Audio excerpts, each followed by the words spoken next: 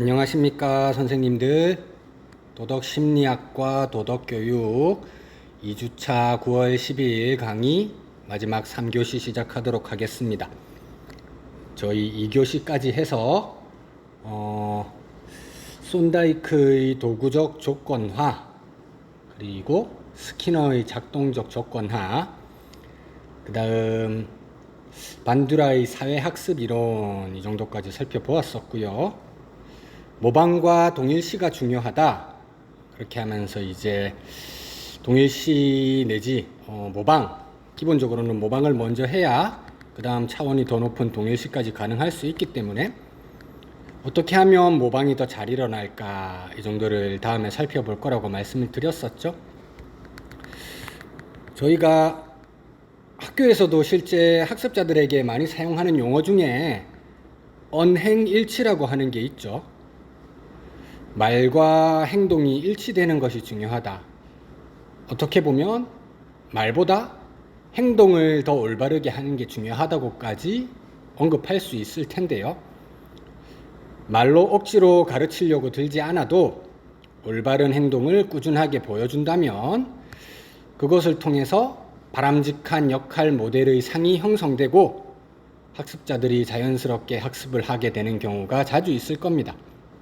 실제로 인간은 다른 사람들이 하는 말보다는 그들이 하는 행동을 보고 배우는 경우가 많기 때문이죠. 학생들은 관찰을 통해서 어떤 경우에 무엇을 해야 하는지, 이것에 관해 여러 가지 아이디어나 정보를 얻고 나중에 이것을 자신의 행동 지침으로 삼게 됩니다. 그러면 우리가 행동을 관찰할 수 있게 되는 경우 많겠죠. 행동주의에서 특히 이제 가족과 같은 외부 영향이 중요하다고 했으니까 부모님이 어떤 역할 모델을 보여주고 있느냐, 이걸 잘 살펴봐야 되겠죠. 예를 들어 부모가 어려운 처지에 놓여 있는 이웃을 돕는 걸 계속 보았다. 그리고 타인을 돕는 행위가 어떤지에 대해서 학습할 수 있는 기회를 얻을 수 있게 되는 것이죠. 사실 한국에서도 교육 과정 내에 그 한 학년 동안 달성해야 될 봉사학 활동, 시수라든지 이런 게 정해져 있긴 한데요. 억지로 시수 채우기 위해서 봉사활동하기보다는 매주 정기적 혹은 매월 정기적으로 부모님과 함께 어려운 처지에 있는 학생들을 돕는 것, 이것은 본인들 습관화되는 효과도 있을 것이고 함께 활동하고 있는 부모님 바람직한 역할 모델을 모방할 수 있는 기회 또한 있을 겁니다. 하지만 여기서 모방이라고 하는 건 바람직한 방식으로만 이루어지는 것이 아니죠. 화를 내면서 협박을 하고 자기가 원하는 것을 쟁취하려고 하는 어른들이 많습니다. 요즘 SNS 이런 데 보면은 진상 이런 표현을 사용해가지고 동영상들이 올라오고 하죠. 고객과 판매자 혹은 서비스를 제공하는 사람 사이에 암묵적인 갑을 관계가 형성되다 보니 이제 거기서 속칭 갑질 이런 걸 해서 자기가 원하는 걸 쟁취하는 모습들, 이런 걸 아동 학습자들이 본다면 그렇게 하면 내가 원하는 걸 할 수 있게 되더라. 잘못된 방식으로 모방할 수 있을 겁니다. 실제로 이런 거는 부모님들께서는 당연히 바람직하게 하셔야 되니까 일부 몰지각한 사람들 볼 수 있는 경로는 대부분 SNS라든지 대중매체 같은 것일 겁니다. 텔레비전이나 영화 혹은 여러 가지 시각적 매체를 통해서 학생들의 태도, 정서적 반응, 새로운 행동 양식 등을 습득할 수 있는데요. 특히 한국의 영화라든지 드라마 이런 데 보면 주제가 범죄 이런 데 많이 치중되어 있죠. 그래서 그런 행위 같은 거 모방할 수 있기 때문에 대중매체에 바람직하게 받아들이는 것에 대한 교육 역시 반드시 필요할 것입니다. 이게 사회학습 이론적 배경을 가지고 설명할 수 있는 내용이고요. 이런 일반적인 내용을 토대로 해서 그렇다면 구체적으로 어떤 경우에 관찰과 모방에 의한 학습이 잘 이루어지는가?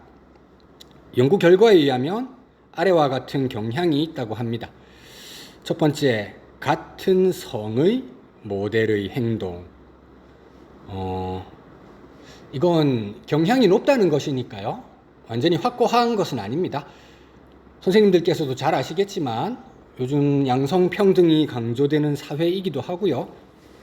여성이면서도 남성적인 성향이 강한 학습자가 있을 수도 있고, 남성이면서도 여성적인 성향이 강한 학습자가 있을 수도 있습니다. 그래서 본인이 가지고 있는 생물학적인 성, 이것도 있겠지만 그 학습자, 실제로 대부분의 경우에 보여주는 성향이 사회적인 측면의 성향, 어디에 가까운지 관찰해서 바람직한 역할 모델을 제시해 주려고 하는 게 올바른 방식이 되겠죠. 두 번째, 모델의 행위 결과가 좋은 보상을 받을 때, 이렇게 되어 있습니다. 여기서 보상이라는 거 물질적인 차원에서부터 시작해서 개인적인 내면적 차원에서 보람, 성취감 이런 것을 느끼는 그 역할 모델까지 다 포함될 수 있는 내용이라고 할 수 있겠죠. 그리고 세 번째, 모델의 지위가 매력적이고 존경과 신뢰의 대상이 되는 정도가 높을 때, 이렇게 되어 있습니다. 저희가 소위 공인이라고 하는 사람들이죠. 공직자 혹은 연예인, 그리고 인기 있는 운동선수들도 다 저희가 일상적인 용어에서 공인이라고 표현하는 범주에 들어가죠. 일반인들이 잘못된 행동, 일탈적인 행동을 했을 때보다 이런 사람들이 일탈적 행동했을 때 더 많은 비난을 받게 됩니다. 왜냐하면 학습자들을 포함해서 사회 속의 사람들에게 막대한 영향력을 미치기 때문이죠. 이런 큰 파급력 가지고 있는 사람들이 올바른 행동하는 것, 학습자들에게 바람직한 모방을 잘 불러일으키고요. 네 번째, 모델의 행위 결과 처벌을 받지 않은 경우 더 잘 모방된다. 바람직한 행동을 했다면 당연히 보상, 상과 같은 게 이루어지겠지만 아까 모방이라고 하는 것, 강화라고 하는 것은 잘못된 행동에 대한 측면에서도 얼마든지 이루어질 수 있다고 했습니다. 대중매체, 뉴스와 같은 곳에서 발견하게 되는 공직자, 특히 고위공직자들 인사청문회 할 때 여러 가지 그 전에 있었던 부적절한 행동의 내력들 다 공개가 되잖아요. 특히 가족들에게 인사청탁을 했다거나 그런 걸 현재의 권력 가지고 덮으려고 하는 경우가 있는데, 그렇게 해서 처벌을 받지 않고 오히려 승승장구한다. 그런 거에 노출된 학생들이라면 더 큰 권력이 있다면 악을 덮을 수도 있구나, 이런 방식으로 잘못된 모방이 이루어질 수 있기 때문에 경각심을 기르기 위한 차원에서라도 공직자들의 잘못에 대한 올바른 처벌이 이루어져야 할 것이다. 공직자 윤리 이런 것과 관련해서 사회학습 이론을 설명할 수 있는 주제가 될 것 같습니다. 자, 이런 네 가지 사례, 모든 관찰과 모방에 의한 학습 과정에서 인지적인 매개가 작용한다는 게 굉장히 중요한 겁니다. 인지적인 매개가 작용한다는 건 단순히 모델을 관찰했다는 것만으로 행동 변화가 일어난다는 것은 아니겠죠. 그 역할 모델이 가지고 있는 여러 가지 바람직한 행동상, 인간상들을 학습자 자신이 받아들일 수 있는 의미, 이것을 인지적으로 파악하는 것이죠. 마음속에서 의미 있는 모습으로 스스로 재구성하는 작용이 필요한 것입니다. 아까 BTS 사례 말씀드리면서 바람직한 점 받아들이면서 꼭 아이돌 가수가 될 필요는 없다고 했었죠. 그러한 역할 모델인 아이돌 가수, 성장 과정이라든지 내면의 심리 상태 같은 걸 잘 모방을 해서 자신의 진로에 있어서도 도움을 줄 수 있는 방향으로 얼마든지 활용할 수 있는 것이죠. 그렇게 의식적으로 수용할 때 학습이 더 잘 일어날 수 있다는 것입니다. 이렇게 해서 저희 파블로프에서부터 반두라까지 행동주의와 관련될 수 있을 만한 내용들을 점검을 해보았습니다. 이게 두 번째 주제인 도덕성의 형성과 발달에 대한 내용이었고요. 자, 저희는 도덕심리학과 도덕교육이기 때문에 그 심리학적인 이론들을 도덕교육의 원리에 어떻게 적용할 수 있을까? 그 내용들 또한 살펴보아야 되겠습니다. 이제 세 번째 주제가 행동주의의 도덕교육적 원리 이렇게 될 텐데요. 교육이라고 하는 건 저희는 지금 대부분 수강하신 분들께서 학교 그 공교육 같은 기관에서 종사하고 계시죠. 하지만 교육기관에서만 교육이 일어나는 건 아니라고 했습니다. 행동주의 도덕심리학에서 1차적으로 강조하는 것, 부모의 역할이 매우 강조된다는 것입니다. 실제로 부모들은 사회를 구성하고 있는 작은 사회 집단인 가족, 그 안에서 핵심적인 위치를 차지하고 있죠. 그래서 사회의 핵심적인 가치와 도덕 규범을 전달하는 문화 전수의 중요 기관으로까지 간주될 수 있습니다. 그래서 행동주의 도덕 심리학은 학교 교육이 이루어지기 앞서서 부모들의 역할을 굉장히 중시하고 있습니다. 여기서 부모들의 1차적인 역할은 아동들의 초기 사회화를 담당하는 데 있습니다. 다르게 말해보자면 부모들은 직접 훈련을 시키거나 아니면 모방 내지 모델링을 통해서 아동들의 초기에 적절한 도덕 학습을 제공할 중요한 책임이 있다고 보는 것입니다. 많은 훈련을 실제로 시키시죠? 같이 중립적으로 단어 혹은 숫자 이런 것에 대한 학습도 시키시지만 가치 지향적인 측면, 우리가 보통 바람직하다고 말할 수 있는 행동에 대한 학습들도 훈련을 통해서 시키십니다. 대표적인 것이 인사를 하는 것이죠. 아는 사람, 모르는 사람, 기본적으로 자기보다 나이가 많다고 할 수 있는 어른들 만났을 때 배꼽 인사 이런 거 다 시키잖아요. 훈련에 들어가는 내용이 될 테고요. 부모 역시 부모보다 더 손 윗사람한테 공손한 모습으로 인사하는 것, 이런 것을 통해서 훈련과 함께 모델링의 역할까지 하고 계신 거죠. 그리고 동시에 부모의 역할만 행동주의에서 이야기하는 게 아니고요. 도덕교육에서 학교의 역할과 책임 또한 매우 강조하고 있습니다. 그 사회에서 강조되고 있는 가치와 도덕 규범을 학생들한테 가르치는 기본적인 책임, 1차적으로는 부모한테 있다고 했었죠. 하지만 학교의 설립 목적을 통해서 알 수 있듯이 학교 또한 당연히 그러한 책임을 부여받았다고 행동주의에서는 생각하고 있습니다. 사실 행동주의에서만 이런 내용을 주장하는 것은 아니고요. 도덕교육 기본적 형태를 도덕사회화라고 하는 이론에서 찾았던 뒤르갱, 그의 입장에서 이미 이런 주장은 잘 드러나고 있죠. 뒤르갱의 입장을 한번 살펴보도록 할까요? 그가 볼 때 가정이라고 하는 건 일단 규모의 측면에서 작고요. 공적이라기보다는 사적인 관계에 의해서 운영되는 성격이 강하죠. 그래서 사회 체계를 전체적으로 반영하는 하나의 단위가 되기에는 한계가 있다고 보았습니다. 그래서 뒤르갱은 직접적으로 학교가 하나의 작은 사회라고까지 이야기하고 있습니다. 뒤르갱의 주장에 따르면 학교에서는 가정과 같은 보호장치가 더 이상 존재하지 않기 때문에 아이들은 학교 생활을 통해서 비로소 진정으로 사회에서 어떻게 기능해야 할지 배울 수 있다고 보고 있습니다. 그리고 뒤르갱은 도덕사회화 이론이라는 이름에서 알 수 있듯이 모든 도덕적 권위의 근원이 사회에서 온다고 보고 있죠. 그래서 학교는 학생들로 하여금 사회가 가지는 이런 도덕적 권위에 순응하고 그것이 부여하는 규율을 받아들이도록 가르치는 중요한 일을 수행해야 한다고 보고 있습니다. 규율 정신, 이런 표현을 통해서 뒤르갱이 이야기하고 있죠. 자, 뒤르갱에 대해서는 이 정도 비슷한 점만 점검해도 될 것 같고요. 다시 행동주의 도덕심리학으로 넘어와서 행동주의는 우리가 올바른 도덕교육을 하기 위해 먼저 도덕적 행동을 학습할 수 있는 환경부터 잘 조성해야 한다는 교훈을 가져다 줍니다. 행동주의에서 인간 기본적으로 가정할 때 백지설을 이야기한다고 했습니다.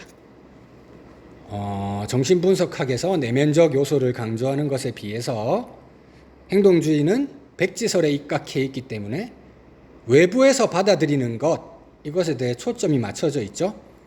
그런 측면에서 환경에 대한 강조가 이루어지는 겁니다. 도덕적 행동이라고 하는 건 기본적으로 학습된 행동이죠. 그래서 학습의 원리라는 말을 통해 드러나는 것이고요. 그리고 학습의 원리라고 하는 것이 근원이 학습자가 가지고 있는 환경을 중시하는 관점에서 비롯되는 것입니다. 그렇기 때문에 행동주의 도덕 심리학은 도덕적 행동이라고 하는 걸 학습시키려면 우선 선행되어야 할 것이 학습이 일어날 수 있는 환경이 조성되어야 한다고 보는 것이죠. 물론 이런 견해는 잘못하면 극단적인 환경주의로 빠질 위험성도 있습니다. 종종 인간이 적절한 환경의 산물이라는 점을 간과할 수는 없죠. 환경주의로 빠질 위험에서 벗어나면서 환경에 대한 그런 강조점, 이 정도를 가지려고 하는 중도를 잘 잡는 태도가 중요할 것 같고요. 특히 요즘 인간 성장하는 데 있어서 너무 인지적인 거, 가치 중립적으로 성적만 올리는데 강조하려고 하는 오늘날 교육 풍토가 있잖아요. 이런 것에 비추어 본다고 하면 극단적인 환경주의에 빠지지 않는다는 전제하에 행동주의는 적절한 환경의 중요성을 다시 한번 환기시킬 수 있는 좋은 계기를 제공해 줄 수 있습니다. 그런 장점 충분히 가질 수 있겠고요. 행동주의는 학생들의 바람직한 도덕 학습이 일어날 수 있도록 가정, 학교, 그리고 학교를 둘러싼 지역 사회도 있죠. 이런 여러 환경들, 명시적인 방법이든 잠재적인 방법이든 적절한 환경으로 기능하고 양질의 환경을 창출할 수 있도록 노력해야 한다는 걸 우리에게 일깨워주고 있습니다. 다음으로 행동주의 도덕 심리학은 도덕 교육을 수행해 나가는 것에 있어서 목표를 분명히 하고 그것에 도달하기까지 습득해야 할 행동들을 세분화하여 단계적으로 강화를 주면서 학습하도록 이끄는 일의 중요성을 일깨워주고 있습니다. 행동주의에 대해서 피상적으로 이해하는 사람은 적절한 반응만 있으면 적절한 자극만 있으면 언제든지 바람직한 반응이 나올 것이라고 오해하는 경우가 있는데 굉장히 정교하게 프로그램화된 다음에 수행되어야 하는 것이죠. 그래서 목표를 분명하게 설정한 다음에 학습자들의 특성을 면밀하게 파악하고 그것에 도달하기 위한 스텝 바이 스텝의 단계들을 다 설정해 두어야 됩니다. 학습 전체 과정을 여러 개의 작은 단계로 세분화하고 각 단계 달성했을 때마다 강화를 주어야 되겠죠. 그래서 다음 단계로 학습자들이 나아가고자 하는 유인을 제공해야 되는 겁니다. 결국 최종적으로 목표했던 능력 습득에 도달하는 게 바람직하다는 것이 행동주의 가운데 특히 스키너의 견해에 입각한 것이기도 하고요. 인간의 행동이라고 하는 건 단시간 내에 무턱대고 형성되는 건 아니니까요. 실제 선생님들께서도 한 학년 정도 학생들 담임할 때도 1년 내에 유의미한 변화를 가져오는 그런 학생들 찾아내는 것도 굉장히 어려운 일이잖아요. 졸업하기 전까지 바람직한 모습으로 바뀌었다. 이 정도만 돼도 굉장히 훌륭한 모습이라고 할 수 있을 것 같습니다. 새로운 학년도가 되면 학생들의 특성을 파악하시다가 지난 학년도 담임 선생님들한테 이제 문의를 하시는 경우가 종종 있으시잖아요. 관심 많은 선생님들은 다른 학교 계신 이미 다른 학교로 전출 가신 선생님들께도 연락처 알아내서 이 학생은 왜 이런 특징을 보일까요? 비밀 공개되지 않는다는 전제하에 가정적인 환경이라든지 이런 것도 다 물어보고 연결성 있게 지도하시기 위해 노력하고 있죠. 그래서 스텝 바이 스텝으로 학년이 발전해 나감에 따라 학습자 또한 바람직한 모습으로 나갈 수 있게 이렇게 이야기를 하고 있는 것이죠. 자, 그 다음 행동주의라고 하는 것에서 행동이라는 단어의 키워드를 맞춘다면 거기서 직접적으로 도출될 수 있는 또 하나의 도덕교육적 원리가 있을 것 같습니다. 인간은 행동하면서 배우는 존재죠. 그렇기 때문에 행동주의 도덕심리학은 직접적인 실천 행동과 체험에 의한 도덕학습을 강조하고 있습니다.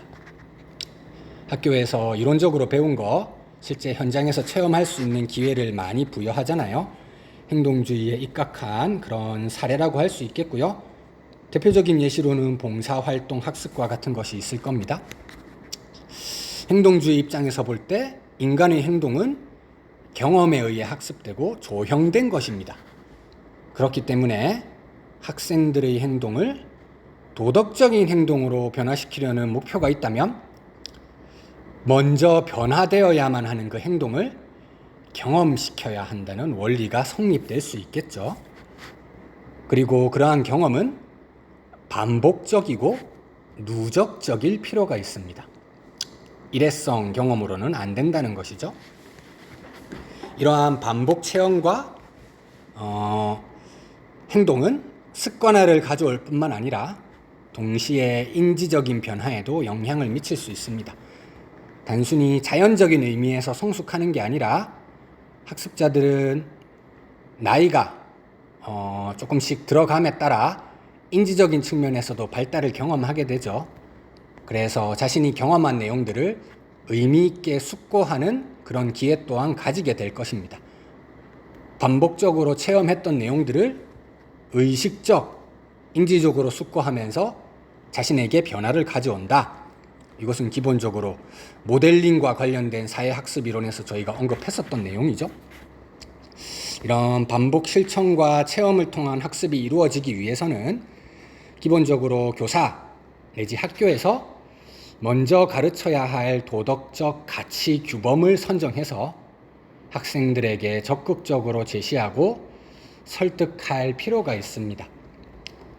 여기서 무엇보다 중요한 건 가르쳐야 할 가치 규범을 올바르게 선정하는 데 있다고 할 수 있겠죠.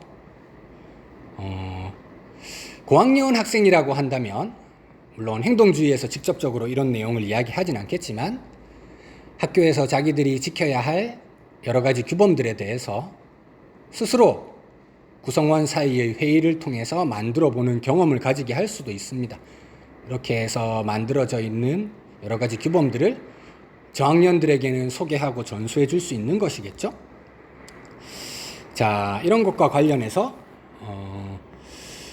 일단 경험이라고 하는 게 다시 한번 반복적으로 일어나기 위해서는 적절한 강화가 필요하다는 것 또한 행동주의에서 중시하는 도덕교육적 원리, 저희가 마지막으로 꼭 지적해 보아야 할 지점이라고 할 수 있을 것 같습니다.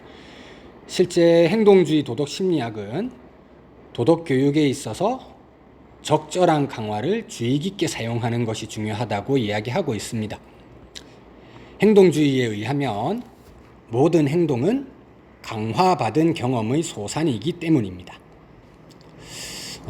이런 건 단순히 가치 중립적인 행동에도 적용될 수 있고요. 도덕적인 행동에도 그대로 적용될 수 있습니다. 모든 도덕적 행동은 강화받은 경험의 누적된 결과가 되겠죠. 어느 한순간에 나오는 것은 아니라는 의미입니다. 그렇게 볼 때 이제 반복적이고 누적적인 체험이 중요하다는 걸 다시 한번 언급할 수 있겠고요. 그렇다면 강화란 무엇을 의미하느냐? 이제 저희가 벌과 구분할 필요가 있을 것 같은데요. 기본적으로 강화를 가장 간단하게 정리해 보자면 어떤 반응이 일어날 확률을 증가시키는 모든 것을 의미하는 것이죠. 선생님들께서 대부분 잘 알고 계시겠지만 일부 오해하고 계신 경우가 있는 것이 이제 강화 가운데 정적 강화와 부적 강화가 있는데 부적 강화와 벌에 대해서 좀 혼동을 하고 계신 경우가 있죠. 그래서 그 부분을 지적하고 넘어가야 될 것 같습니다. 학생들에게 칭찬이나 상, 학생들이 좋아하는 일을 하도록 기회를 주는 것, 이런 것 등과 같이 기본적으로 강화물 다양하고 무궁무진한데요. 여기는 정적 강화와 부적 강화가 있죠. 우선 정적 강화란 어떤 행동이 있은 후에 그것을 주었을 때 행동의 빈도를 증가시키는 강화를 의미합니다.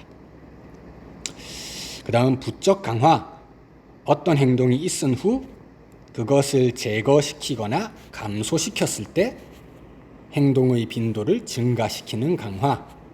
강화에서 지금 중요한 건 행동 빈도를 증가시킨다는 겁니다. 그리고 정적 강화는 어떤 것을 주는 것이고요. 부적 강화는 어떤 것을 제거하거나 감소시키는 것이죠. 어떤 방식으로든 바람직한 행동 증가시킬 수 있다면 강화가 되겠고요. 이제 반대로 벌이라고 하는 건 행동 빈도를 약화시키는 자극이라고 할 수 있겠습니다. 학생이 적절하지 못한 행동을 했을 때 꾸중을 해가지고 학생이 스스로 불쾌함과 고통을 느끼고 스스로 그 좋지 못한 행동을 다시 하지 않으려고 다짐을 했다. 이건 벌에 의해서 행동 빈도가 감소가 이루어진 예라고 말할 수 있겠죠. 그리고 행동이 좋지 못해서 야단을 받던 학생이 있었습니다. 근데 그 학생이 어떤 좋은 행동을 했어요. 우연이든 아니면 교사가 의도적으로 세팅한 학습 환경에서 했든 그렇게 해서 그에게 학습자에게 가해지던 비난이 줄어들었다. 꾸중 이런 걸 적게 듣게 되었다. 그래서 좋은 행동을 더 많이 하게 됐다. 이건 벌이라기보다는 부적 강화라고 말할 수 있겠죠. 벌 또한 기본적으로 행동주의에서 보았을 때 어떤 학습적인 효과는 분명히 있다고 생각할 수 있습니다. 강화와 구분해서 실시하는 게 우리에겐 굉장히 중요한 거겠죠.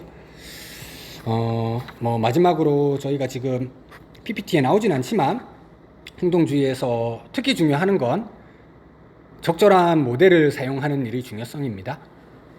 저희가 행동주의에서 사회학습 이론은 인지적인 측면에 대한 도입의 필요성을 말한다고 했었죠. 사람 전적으로 그런 건 아니지만 사람들은 남의 행동을 보고 자기 행동 변화시키는 경우가 종종 있습니다. 그래서 좋은 모범적 행동을 보게 하는 게 중요한 학습의 원리가 될 수 있죠.